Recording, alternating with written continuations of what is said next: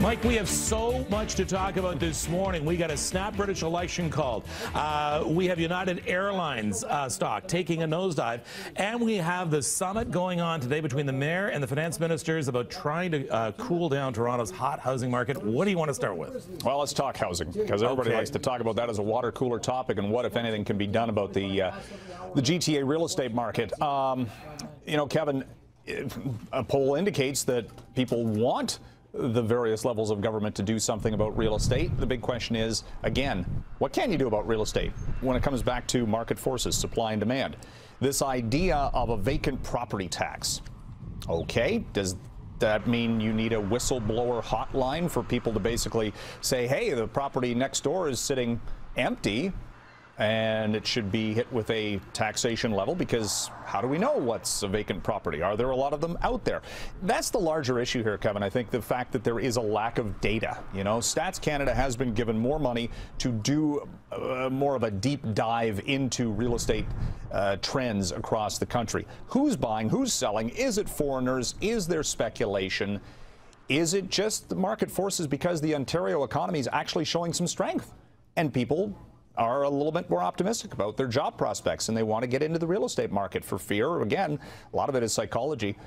Don't buy today, face a higher price tomorrow. So it's easy to say that government should intervene. We've already had basically 5 different moves by the federal government over the past X number of years on mortgages. Hasn't really done much to cool things off, has it? You've still got the record low or very close to it, very low mortgage rate valuations. So people think they can afford these things. So again, these things have a cyclical nature. Then you got the foreign buyers tax as well. BC government put that into place in Vancouver. Yes, it slowed down sales a little bit. Prices, not so much. Vancouver real estate prices have not come down over the past number of months. They're still elevated, even though there are more levers at play with the government regarding the real estate market. Government of a different nature will head over across the pond to the UK this morning, and we're seeing steep market reaction to the snap election call announced this morning by UK Prime Minister Theresa May. She wants a stronger mandate. Remember, she took over from David Cameron, who resigned after the whole Brexit fiasco. She wants a stronger mandate to negotiate with the European Union.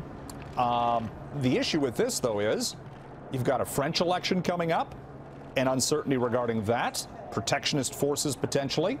How this all plays out into the divorce proceedings between the UK and the Eurozone, it's a wild card. It's going to take 2 years. Investors hate all this uncertainty. They're selling stocks in the British market right now. The European market's all down by more than 1% in response. United Continental Airlines down year over year. This was nothing to do with the passenger being dragged off that Chicago plane. That happened after the end of the first quarter.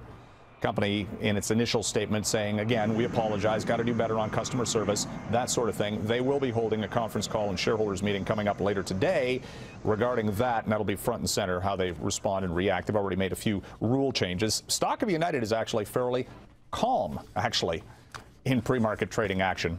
Probably set for heavy trading volumes, though, coming up today. Kevin, back to you.